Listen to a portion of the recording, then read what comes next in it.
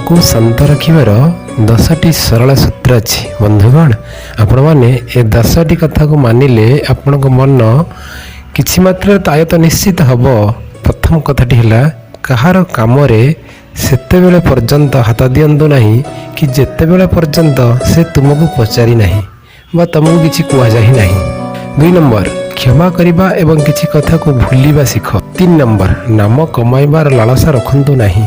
4 number ईर्षा भावनारू बंचंतु। 5 number प्रतिदिन ध्यान करंतु ईश्वर को। 6 नंबर जहाँ केबे भी बदली पारिबो नहीं ताहाकु सर्ज्य करिबा सिखंतु। 7 नंबर निजको परिस्थिति सह बदलाइबाकु चेष्टा करंतु। 8 नंबर सेतिकी ही काटंतु जेतिकी चोबाई परिबे, अर्थात सेतिकी ही काम करंतु हाथ को नियंतु जेतिकी आपण पूर्ण करिबारे सक्षम होइथिबे।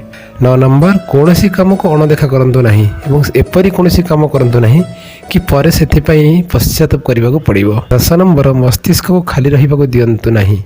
सब बेले किछि ना किछि काम रे व्यस्त रुहंतु जहा फल रे आपणक मन शांत रहिबो, शरीर सुस्थ रहिबो। जय जगन्नाथ।